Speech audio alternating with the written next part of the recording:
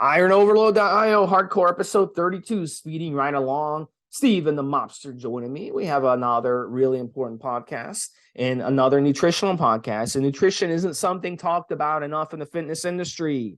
A lot of guys out there don't want to talk about it, but it's very important that we do because there's so many different things out there with nutrition that you can dial in that can really improve your workouts and improve the results you're getting. And this one, we're going to talk about fasting strategies, bulking and cutting.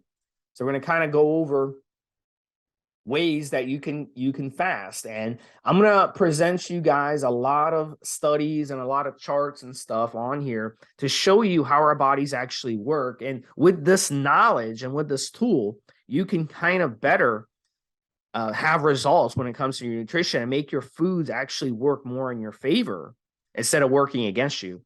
So it's gonna be a really interesting podcast. Definitely you definitely want to listen to this one. So first, let's start out talking about man. I mean, humans, 2.5 million years humans have been around on this planet, and really the factory age has only been around 100 years. So why are we kind of today, we have all these diseases out there, all these issues out there we didn't have 100 years ago. People weren't dying of heart attacks. Now you got people dying in their 20s and 30s of heart attacks, really, really young. People have always died of things, like bacterial infections. That was before we had antibiotics. Now we have all this medical advancement. United States, Mobster, another year and another drop in life expectancy in the United States, even though our medical system has greatly improved. All right. So, and there's the medical industry right now calling me. They want my head on a platter. So, Mobster, why don't you go over how humans have changed over the years? So Steve and I were talking about this in the pre-show, and I pointed out stuff. Civilization, as we understand it, it's really only existed for about 20,000 years. I believe we were cultivating crops probably a little bit longer than that, 30, maybe 40,000 years. But man, as we recognize him, is about 1 million years, a little bit over 1 million years now, Steve.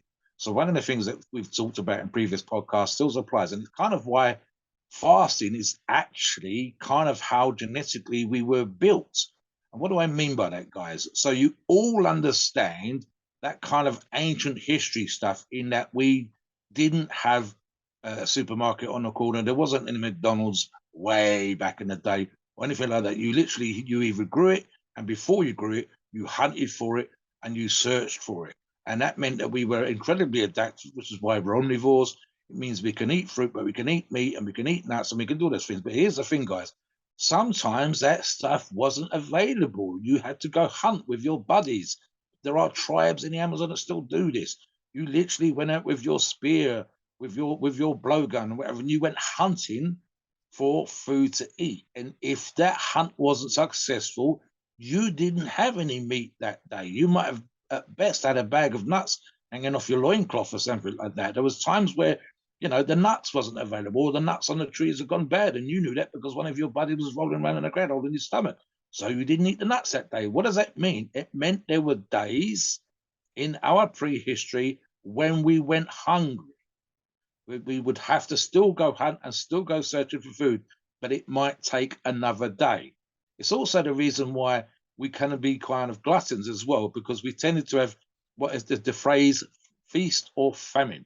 It meant that when food was available, and I'll use the meat example again, we've gone out, we're on the Serengeti, and we've managed to bring down an antelope. And we ate till our bellies were full. And then we carried as much of that while it was still fresh back to the wives and the kids, back to the women and the children, back to the elders of the tribe. And they had to eat it straight away, otherwise it went off, it went bad. So that meant there were days when you ate well and days when you did not. Now, we don't have to feast. We don't have to have our bellies swollen up and then lay down on the ground and sleep that stuff off. But equally, our bodies are quite used to the idea of going without. I mean, good example here, Steve, as well. And this is in modern times, guys, never mind ancient times, how quickly we can die from starvation versus how quickly we can die from a lack of water. And it's been talked about. Typically, it would take us a couple of weeks to feel the full-blown I'm going to collapse and it's not good. You need to send me to hospital with effects for starvation. but days, like 2, maybe 3 days with water. And we've seen extreme examples again, and this isn't just in nature, this is in more recent history where people have been abandoned, they're on a life raft, they're out in the middle of the ocean, and how long they've gone without food, how long they've gone without water, how much they survived, the effect it's had on their body. So here's, like I said, there's a great example here, and Steve will get into the specifics of why fasting is beneficial, but our bodies are actually set up to be okay with it. And something that we just discussed in the previous podcast, we could talk about the benefits just for gut health and for resetting the metabolism and stuff like that. Back to you, Steve, in terms of the actual benefits. So let's kind of get over, we're going to kind of go over some strategies here, but first it's very important to understand what happens in the body during a fast. And a lot of people, you know, they don't want to accept this for some reason because it's not what they've been actually taught. So basically you have an oxidation rate in the body. And a lot of people think that protein is a storage form of energy, but it's not. It's actually not a storage form of energy at all. Because think about it, in Mother Nature, as Mobster said, you know, we wouldn't have so many humans today if that was the case. We would have been gone extinct to such a long time ago if that was the case. So so that kind of flies in the face of people who say, oh my God, you got to have protein right after a meal or you're going to lose all your muscle. It's going to shrink up. So oxidation rate of carbs plunges into a fast. That's common sense, right? And then what happens is fat plus ketones actually surges once you start a fast. So once you hit that 20-hour mark, that's what happens. Protein, meanwhile, actually goes up slightly at the start and then drops and flat lines. So it's not the case where protein plunges. Oxidation rate of protein plunges. So that flies in the face of what everyone thinks. It's fat and ketones that surge and carbohydrates that tang. So you can test this out yourself. You can go to the drugstore and get a ketone strip and piss on that keto strip. If you're 24 or 36 hours into a fast, then you start 48 hours of the fast, 3 days into a fast, you can piss on it and you'll notice that you're pissing out ketones. So that's proof right there, black and white. So anyone who ever says anything differently, you know, they can just try it themselves and you can see proof right there. So now how do we use this to our advantage? One of the best things to do during a recomp, let's say you want to recomp, you want to put on muscle and lose a lot of fat. So one of the studies that was really cool that I came across was a 70-day fast, alternate day fast. And in this one, these subjects ate every other day. So first day, they ate. Second day, they fasted. Third day, they ate. Fourth day, they fasted. They kept going for 70 days. So alternate day fast. So during that fasting day, you could just drink water, you know, drink water, no liquid calories, just water. Don't try to become, don't get clever with it and drink zero carb drinks, 0 calorie drinks or anything like that. Just water, guys. That's all you need. And these were athletes. These weren't like obese people, okay, which were like 400 pounds. Okay. Obviously, we can all agree if you're obese and you fast for a day, you're obviously going to lose a shit ton of weight, you know? But these were people who were athletes. These were seasoned athletes as it is. They were already in really, really good shape. So what happened after the 70 days of the alternate day fast? They lost an average of 4 centimeters off their waist. That's a lot. But here's the thing. They didn't turn into like super skinny famine people. They got tighter around the waist where all their abs were like popping out. They lost an average of 6 kilograms of fat mass during that 70 days, and their fat-free mass was flat. So in that process, they did not lose muscle. They did not lose muscle. Their waist circumference went from 109 down to 105. So 4 centimeters. Their fat mass went from 43 down to 38. Their BMI went from 33.7 down to under 32. And their body weight went from 96 down to 90 in the process. So they lost 6 kilograms. And all that was fat. Fat-free mass. This is really cool, Mobster. They went from 52 from fat-free mass, which is muscle, to 52.8. And that was on their feed day. So when they broke that fast, on their feed day on day 69, they were at 52.8. On their fast day, which is day 70, which is the last day of the fast, they were 51.9. So they were flat to up when it came to muscle on their frame. So imagine losing 6 kilograms of fat mass and holding on to your muscle. How will your body look? And losing 4 centimeters off your waist. That is really, really nice. And they did this simply by keeping the same diet that they were on. They didn't do anything fancy with their diet either. They kept the same diet that they had been on, which was a decent diet, but they just ate every other day. And it's not hard to do. So that's one really, really, really good strategy that you guys can do to do it. Now I'm going to give you day 40. So let's say you just want to do this for 40 days, or even you want to do this for 14 days. Even if you just did it for 40 days, their waist dropped 3 centimeters in 40 days. So if you didn't want to go the full 70 days, you could do it for 40 days, which is a little over a month. 3 centimeter drop in waist circumference. Fat-free mass dropped 2 kilograms. And then their body weight overall dropped around 2.25 kilograms. And their fat-free mass stayed flat. And in some subject, it was slightly up. And in some subject, it was slightly down. So you could do it for 40 days and still have really, really good results. But if you wanted to push to 70 days, you would get an extra centimeter off your waist. That's really good, Mobster. That's really, really good. That's a really good way. And plus the health benefits are tremendous. We've talked about health benefits of fasting before. Right off the bat, autophagy, recycling of your cells, really, really looks good. So this is a really good strategy that I implement myself a lot. And I'll do this for a month, month and a half while alternate day fast. I also do a lot of prolonged fasting, 5 days, 10 days, or longer prolonged fasts as well. So that's really, really good. And a lot of people that I've talked to who have tried this have actually lost a lot of weight. We're talking 20, 30 pounds they've lost in a month and a half and kept their muscle in the process. So if you look in the mirror, it looks like you've gained a shit ton of muscle because you've lost all that fat. So it's really, really is going to transform your body really, really well. So try that. That's a really good benefit. Now, another thing I want to talk about is the fasting benefits and how they kind of come up, because this is going to lead to our next fasting strategy, which is time-restricted eating. So at the 10-hour mark, that's when autophagy and your HGH starts increasing. And that will increase. Your HGH will increase for 3 days, basically straight up. So you'll get a lot of HGH boost. You get a lot of autophagy boost. So that's one of the key reasons why you're not losing muscle during a fast, is your human growth hormone levels in your body are spiking so much.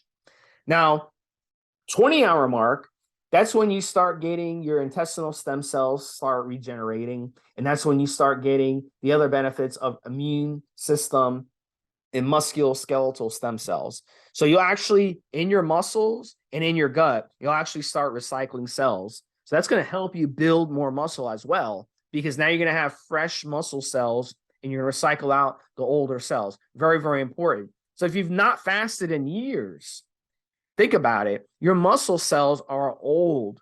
So imagine recycling those muscle cells. You have to fast for at least 20 hours for that to start happening. And they do skyrocket. They will skyrocket and then start flatlining around day 3, day 4. So if you want to really take advantage of this, do a nice 3-day fast. And that will get you the benefits of getting those cells regenerated.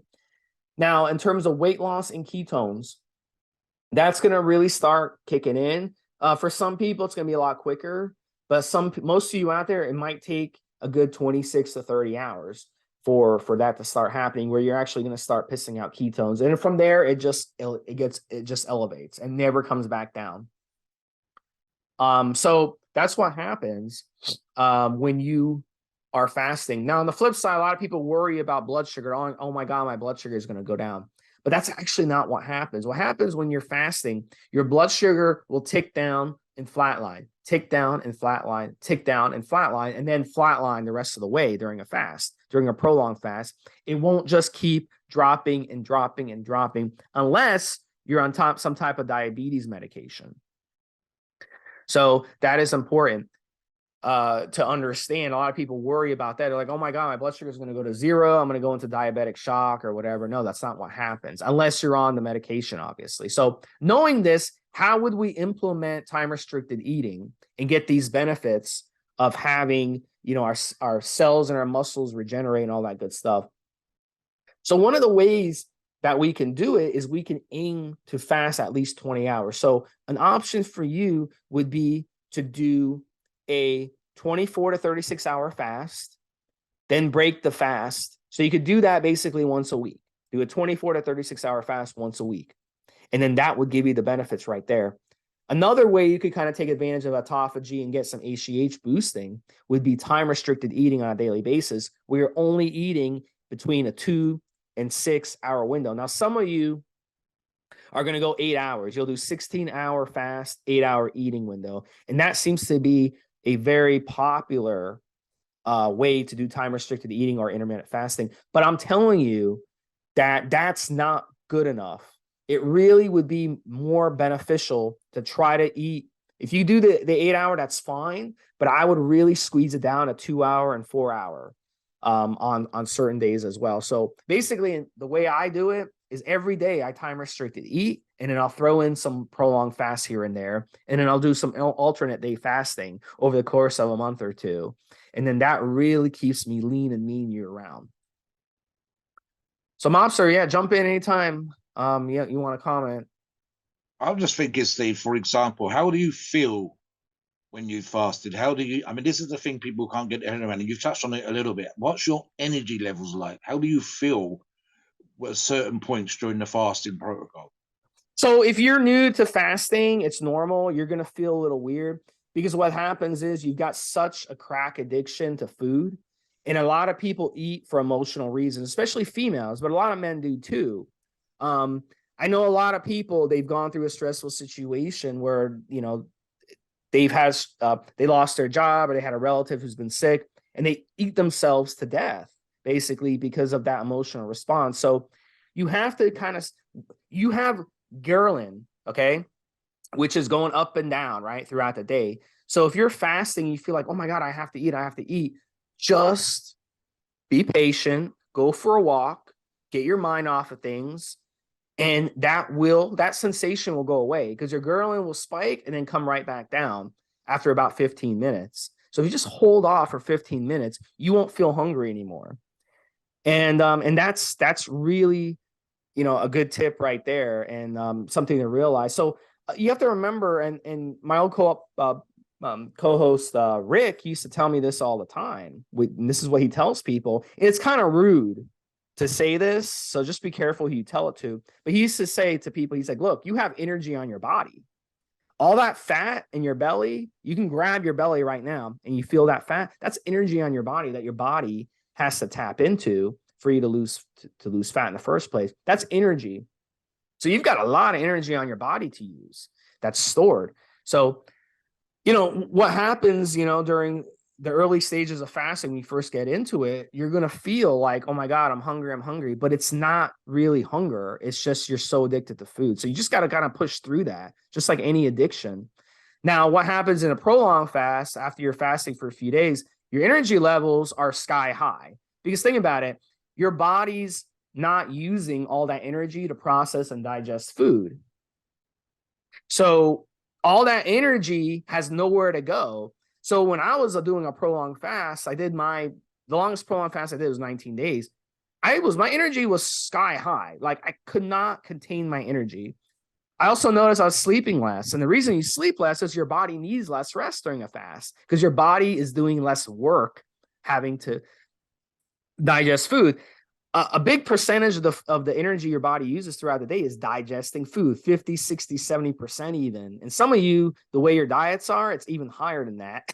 So, you can harness that energy in other ways. So you're going to want to work out like nonstop. Your energy is going to be crazy, but you shouldn't work out nonstop because you don't have those, you're missing those electrolytes from the food. So keep your workouts. If you want to work out during your fast, keep your workouts light and keep them brief. So instead of doing a 50-minute workout, I would do a 30 or 35-minute workout when I would go weight train. Something else, Steve. I mean, part of the topic title for this podcast is bulking. So talk about how fasting benefits bulking. So I had a couple IFBB pros I used to interview, and they started getting into fasting. They used to hate fasting. They used to think it was a joke. But they started getting into it. They started reading up on it. And there's a lot of now guys like Thomas DeLauer on YouTube. He's really, really good. Talks about it. Thomas DeLauer is not a small guy. He is a huge muscular beast. And he does fasting on a daily basis. So why is that? And when I interviewed the IFBB guy, I asked him, I was like, how are you so huge and you intermittent fasting? People don't understand that. Big Ramy and Hadi Chupon, these are the guys who've won the Mr. Olympia the past 3 years. They do a lot of fasting. How are they so huge if fasting is only for skinny guys, right? Well, here's the thing. What I talked about earlier, the way it regenerates your cells in your muscles, it's going to make your muscles bigger over time because of that. You're able to recycle fresh cells into your muscles. So a really good strategy if you want to build more muscle. Now, you gotta remember, bulking and building muscle have the whole term bulking has been bastardized. We think of bulking of going on a steroid cycle and eating at the buffet, three times a day and gaining 20 or 30 pounds of fat and water. And that to us is bulking, but that's not really bulking. Bulking to me is building muscle. So if you want to build muscle, fasting is a great way to build good, new quality muscle. And the way you would do it is do time restricted eating every day, 2 to 6 hour window, eat good quality foods, or you could even do the alternate day fasting, what I talked about earlier. So basically what you would do, day 1, fast, day 2, 3 meals, good quality meals, no snacking in between, but 3 good quality meals. Then the 3rd day, go back to fasting, and alternate day fasting. Over that time, you'll actually keep or gain a little muscle tissue in the process. Again, in this study, it was muscle tissue they measured. It wasn't muscle. When I did my pro on fast, I was flat. It took me about 2 or 3 days for my muscles to plump back. And then they looked huge. I put up pictures on this. They looked huge after they plumped back, because what happens is all that glycogen in the muscle is gone. All that water in the muscle is gone. Most of our muscle is made up of water. So it's very deceiving for anybody to say fasting causes you to lose muscle. It does not. And I talked about it earlier when I told you that it doesn't cause muscle loss. But what you will lose, the way our bodies are set up, your body is going to attack fat stores first. So the only way you're going to lose muscle when you're fasting is if you're under 2 or 3% body fat. That's when you would lose muscle. So if you're less than 2 or 3% body fat, fasting will definitely go after your muscle. Yes. But if you're anything above that, I mean, you're 15% body fat and you do a fast, you're not going to lose muscle. Your body's going to go after the fat stores first. That's just the way our bodies are set up. That's how we've survived for years. Volcanoes, hurricanes, tornadoes, climate changes, viruses, the plague over there in Europe, Mobster. Your ancestors went through the plague, I'm sure, and they magically survived the plague. How did they do it? Because they were able to fast and get through it. And they've been through a lot of stuff over there in Europe. They went how many famines has Ireland? I read stories about Ireland going through a famine so many times over the past 500 years. I mean, how did that happen? Go ahead. Yep. Something that's just occurred to me, and you mentioned Big Ramy and Hadi Chupin just now, Steve. I'm not a big person on religion. I'm not very religious at all. But I will touch on this because it's a simple fact, and the way that Steve just mentioned it. Something like 1 billion to 1.5 billion people, it may even be higher than that, are Muslims or follow the Islamic faith in this world of ours. And as Steve said, there is a time of the year when they fast. And they fast, I believe, it moves through the year, and it's for about 30 days. And as Steve said already, the rules are thus. At certain times of the year, it's easier than other times of the year, but the rules are quite simple. You don't eat after dawn, and you don't eat again until after dusk. So in the summertime, that's like crazy 16, 17, 18 hours. In the wintertime, it's a lot easier. It's 10 hours. And so obviously, as it moves through the year, it's easy. But that's 1.5 billion people coping with not eating for anywhere between 10 and 18 hours a day. And that is every damn year. Every year, and for thousands of years. And that's arguably in what we would call modern society, certainly since society started, and certainly since religion has started. And there are other elements, even in other faiths, where we see, for example, times of feasting and festivals and so on and so forth. Christian Orthodox in Icaria, we talked about on Blue Zone, they fast for 200 days of the year. Christmas is arguably a winter festival, pagan in origin, where there would be little food to eat if you didn't have it gathered in from the crops and stored underground or preserved. You went without. And so the whole thing of Christmas is centered around a winter festival where we would feast. That also means we would go without. If you didn't have the food stored, you went without. So the argument becomes strong. Like I said earlier on, in terms of human biology, it is actually kind of normal for us. It's only, and I'll tell you what it is, Steve, that's kind of made it abnormal, especially from the bodybuilding, weightlifting, iron gain point of view, is having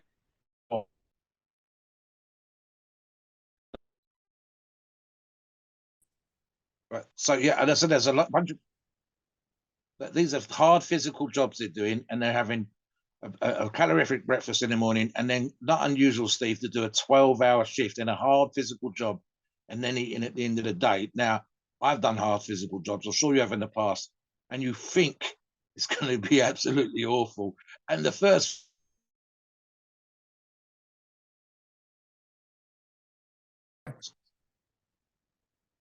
So, guys, your body is incredibly adaptable when it's surprising the amount of work that you can do and only eating 2 meals a day and having essentially what amounts to 12, sometimes even a 14-hour fast. Talk about the things that you shouldn't do when you're fasting, Steve. So very, very important. Look, sweating if you're in a deep fast and you start sweating, you can get yourself into trouble. There was a guy in California where he got a lot of people together, a big group. They did a lot of yoga, they did fasting, they did all that cool stuff, hippie stuff. And then he had them go into the sauna. And it was a huge mistake because when you're in a fast, this is just lack of experience on his part. And it got really, really bad, become a huge medical issue. Because when you're in a fast, your electrolytes, a lot of the hydration we get is from our food. So when you don't have that, it's very, very important to hydrate when you're fasting, especially on a prolonged fast. And they weren't hydrated enough, and they also were sweating out too much. So if you sweat too much, if you get diarrhea really bad, if you have really bad anything medically that's going on that's really out of control, you need to break your fast. And the quickest way to break your fast is just some tropical fruits. Really is a really good idea because they're full of fiber and water. You don't want to break a fast with the wrong thing. Like, don't break your fast eating a pizza, for example. I mean, come on. I mean, it's common sense.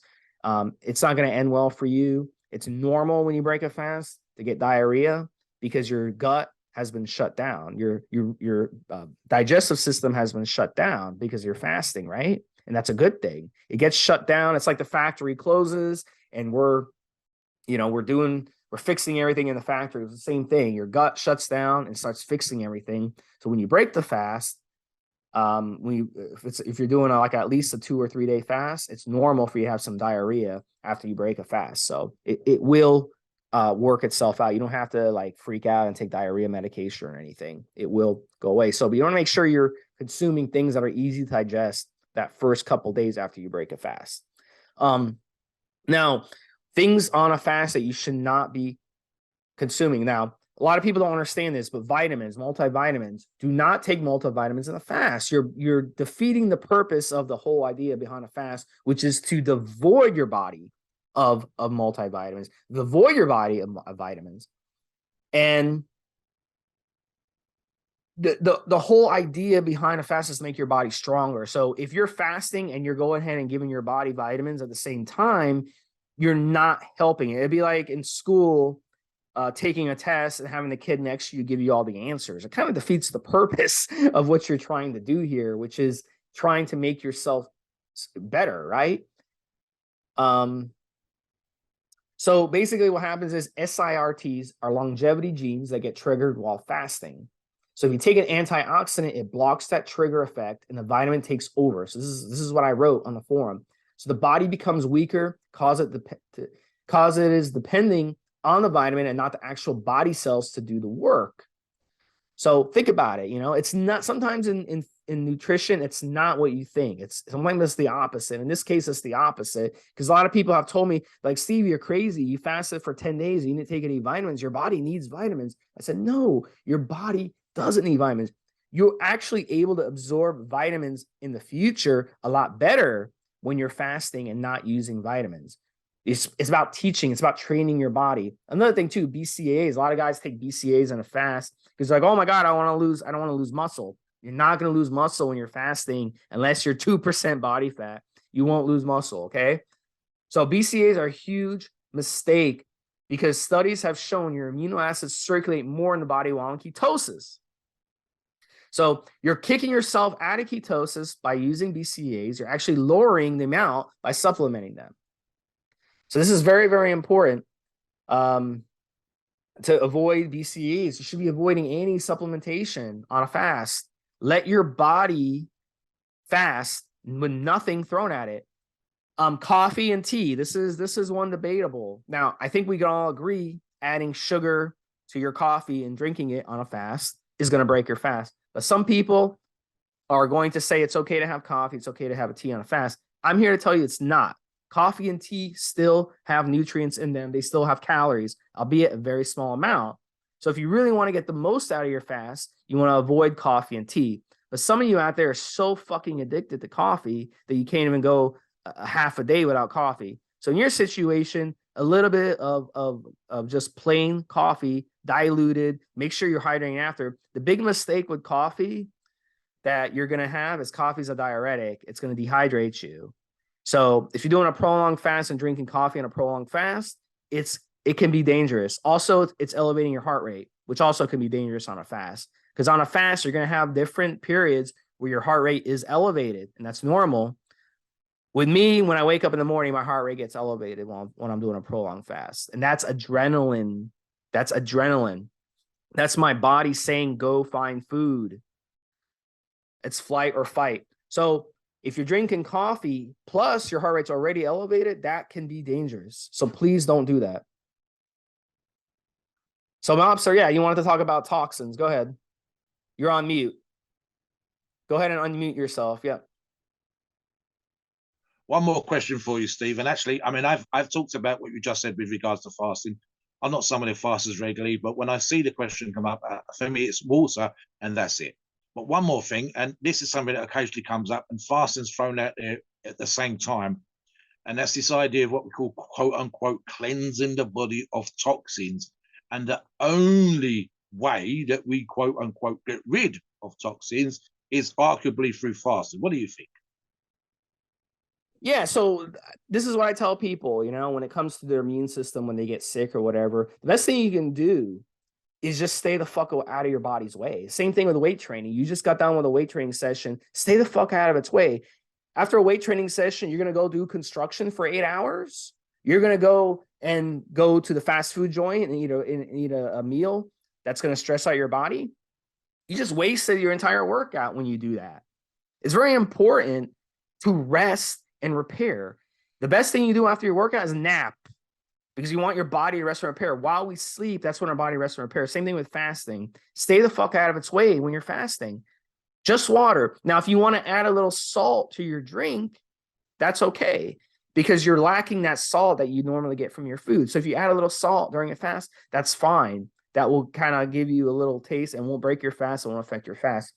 So the best way to get rid of your toxins is fasting. As you're fasting, even when I did a 19-day fast, I was still having bowel movements, albeit they slowed down tremendously as the fast went on.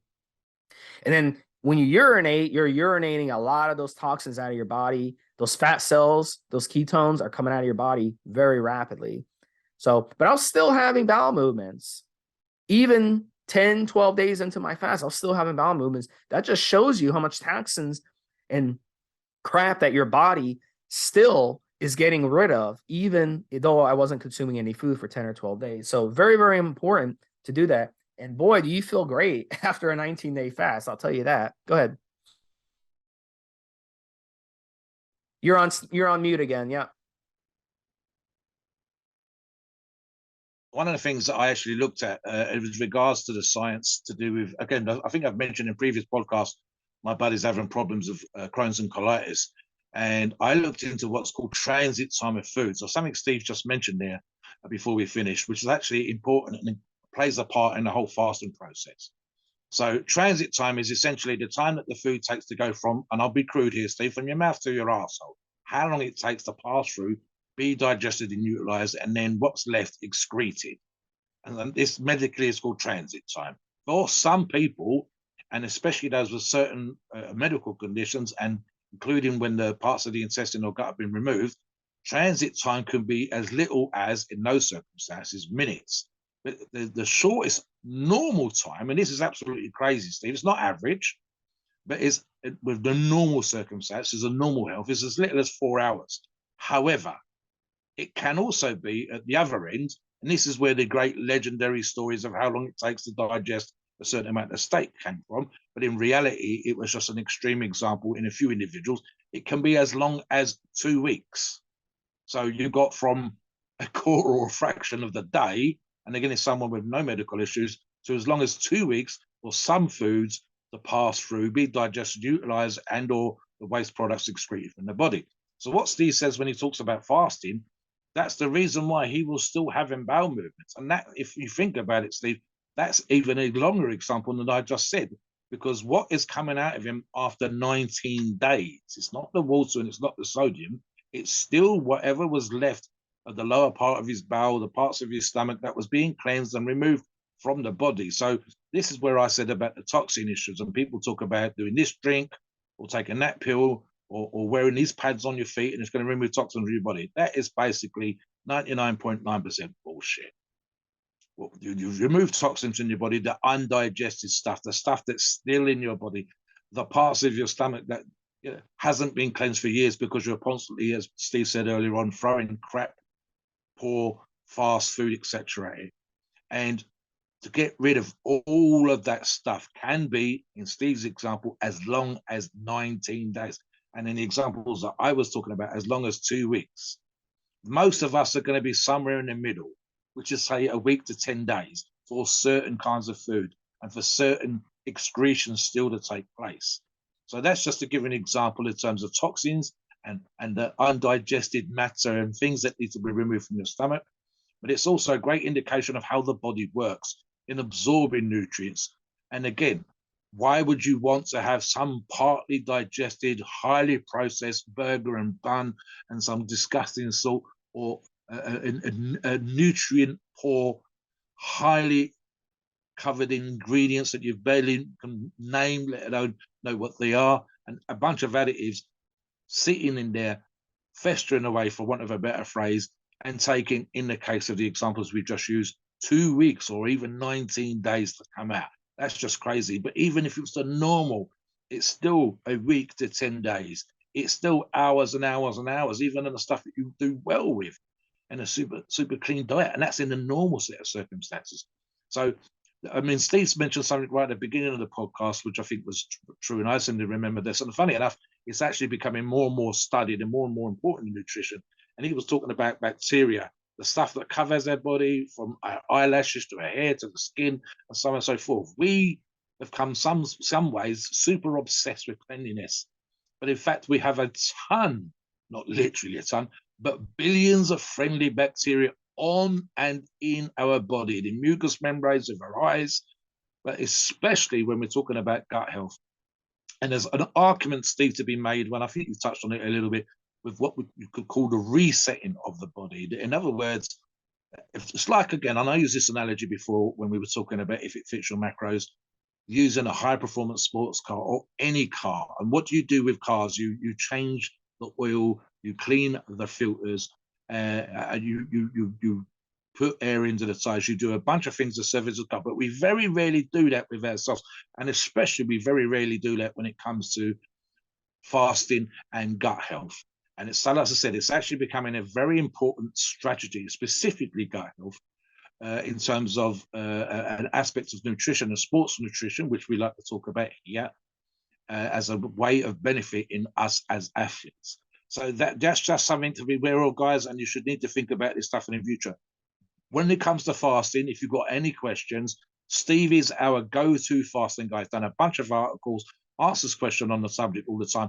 Please come on the forum, and especially when it comes to these podcasts, give us feedback. If you've got questions for Steve on fasting, he has studies up to the armpit, no problem whatsoever. He has a bunch of studies just for this podcast. So give Steve a shout, hit him up for interviews and so on and so forth. Check that stuff out. He is our go-to guy, and he's the fasting expert on the forums. Please note, we are not doctors, and the opinions on these shows are ours. It's our view, and it's based on our experience and views on the topic. A podcast for informational purposes and entertainment only. The freedom of speech and the First Amendment applies.